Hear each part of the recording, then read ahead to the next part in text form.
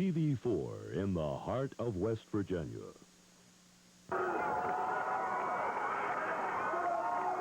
This has been truly a wealthy year for high school basketball in the heart of southern West Virginia.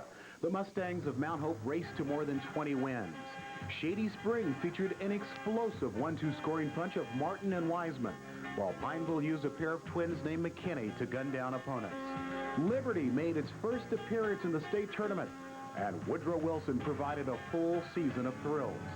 Ralph Ball of Princeton made sure the Tigers stayed on the prowl, but this season belonged to Oak Hill with a near storybook ending. 1989 state championship team from Oak Hill, West Virginia, Mr. Jim Lilly. After 38 years of giving himself to the game, Jim Lilly was able to leave as a winner and leave us the Lilly legacy. The game has changed dramatically, and of course, I think you've got to keep up. I feel like that I've changed, yes. In his last 27 years, Jim Lilly sent 8 Red Devil teams to the state tournament, half of those getting into the finals with the 1969 and 1986 runner-ups, and a pair of champions. We'll highlight those teams for you a little bit later on, plus a half-dozen cheering and sportsmanship awards. Lilly secured 3rd place on the all-time victory list among state coaches, trailing a pair of other legends from southern West Virginia, Howard Loden of Ronceverte, and the man who once coached Lilly, Jerome Van Meter, who collected 647 wins at Point Pleasant and Woodrow Wilson. The game has changed in the last 3 decades, and success for Jim Lilly has meant changing too. Offensively, the three-point play on the high school level brought a different dimension to the sport. Most Red Devil followers will remember the long-distance bombs that have put points on the board. And who will ever forget the trifecta that Sammy Jasper Jr. hit in dramatic fashion against Woodrow Wilson to send that 1988 regional into overtime?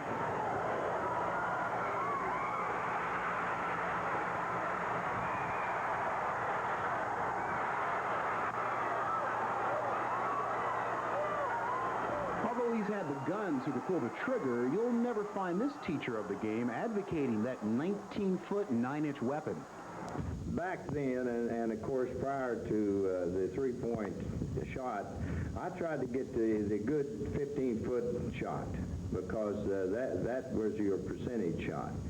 And then, of course, you went to the three-point shot, and when you think about the three-point shot, if you shoot 30%, you're going to be making as much as you would if you were shooting 45% with the 2 points. And I had to adjust to that. I'm not too sure that I wholly accept it. I think that I would much rather have those kids out there shooting that 15-footer and being more disciplined than they are now.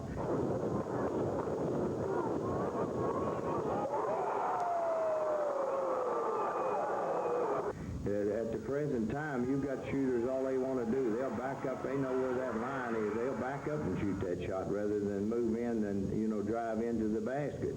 I think it's changed the game quite a bit. You've got to cover everybody out there now. I think basically you've got to go to something that's organized enough that you can cover every shooter on the outer perimeter. If you don't, that is, you either go to man for man or you go to matchup zone. If you don't go to those 2 things, you're going to leave somebody open. And, of course, that person that's open is going to beat you.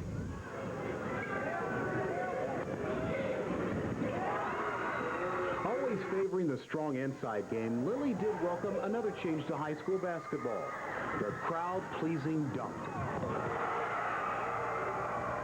Well, I love it. I love it. I think it's one of the best shots in basketball.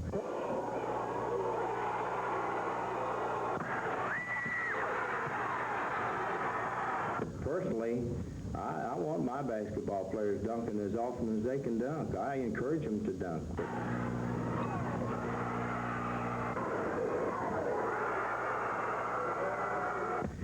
It's a good shot. It's the highest percentage shot that you've got. And any time that I can get one of them out there to, to drive in and jump and dunk. I think I'm enhancing his ability to jump, too.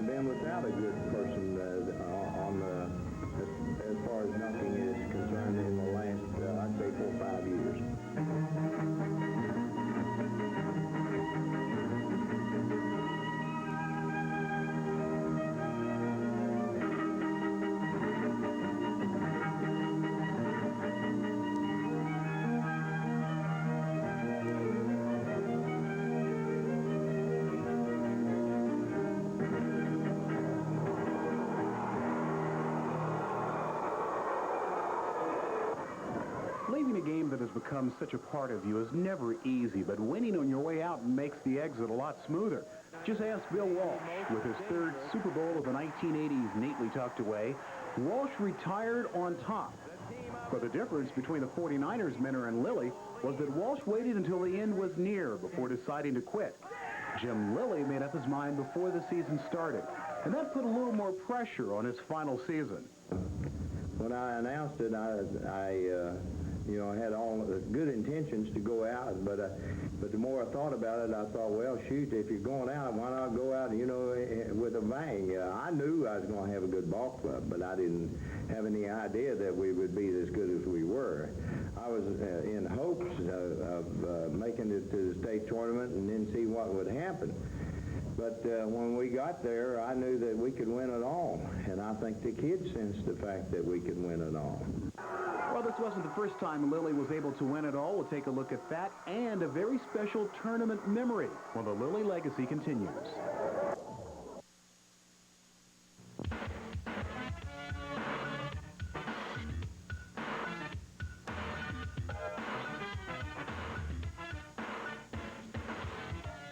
Six-time NBA Most Valuable Player, six-time member of NBA championship teams, the greatest scorer in the history of the NBA. Let's say thanks for all his contributions to the game to the master of the skyhook, Kareem Abdul-Jabbar.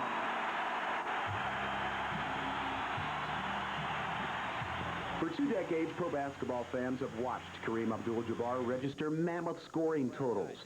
And in his final stanza, the graceful 7-footer has been honored by adoring fans. Consider you the best basketball player in the world. But even before this future Hall of Famer laced up the sneakers in college, gentleman Jim Lilly was directing prep hoopsters in Oak Hill. So it was only fitting that the retiring coach would be honored as the Red Devils made road stops along the 88-89 season.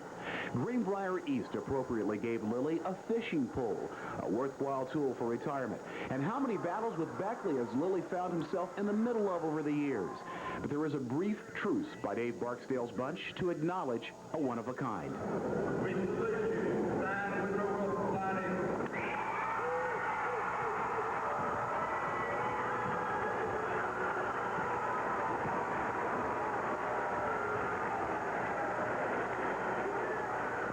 Thousands of people named Lilly gather annually in southern West Virginia to celebrate a massive reunion.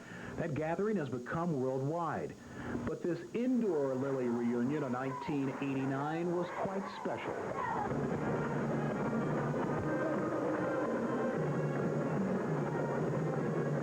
Red Devil players spanning more than a quarter of a century honored its legendary leader.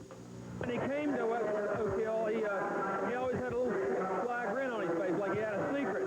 He did. He showed us how to win basketball games.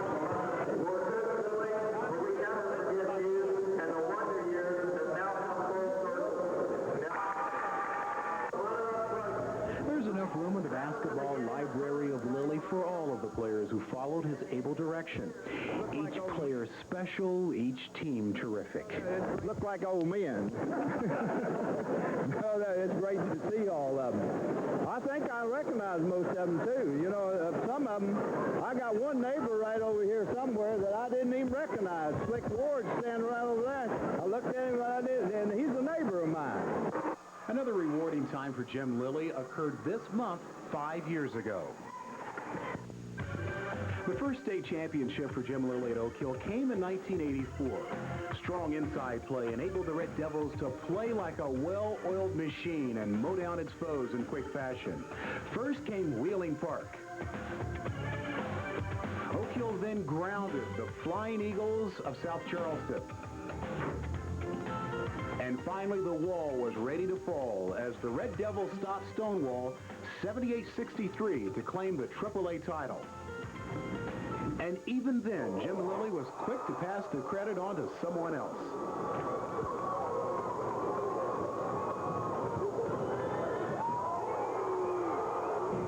Well, it's just like I said, when I come down out of the clouds and realize what we have won and all of those things, I guess well, really, I don't know even how to explain it. I wasn't over-elated about the thing. You know, I'm tickled to death that we won, but I don't know whether anybody noticed, you know, I didn't jump into the air and frail away with my fist or anything like that. I just accepted it, and maybe it's because that I've realized that there's more to this winning from somebody else than it is, you know, my accomplishment.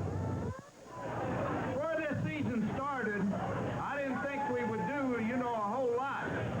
And then as we progressed, I knew that we had something more than just a team. I've had a lot of teams that looked like or looked as if they would accomplish a heck of a lot. But this team has done much more than I ever expected.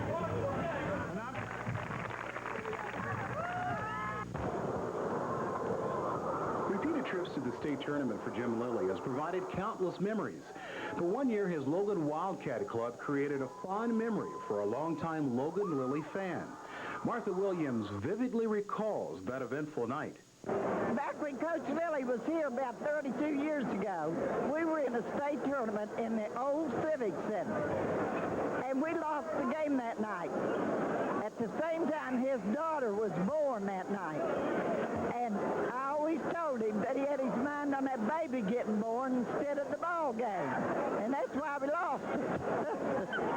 I'd taken her to the hospital before the game, and then when I came back about 2 o'clock in the morning, I called, and I don't recall, but I don't think anything had happened at that time. But sometime just a little bit later, something did happen, and of course we had our daughter, the one that helps me now, Timmy, and she was born, of course, and my wife wouldn't even allow the doctors to call. She said that I was too tired, and you know, I was all shook up anyway, and so I didn't even know what time she was born. He's one of the finest people I know, and he is a fine coach, and I love him very dearly.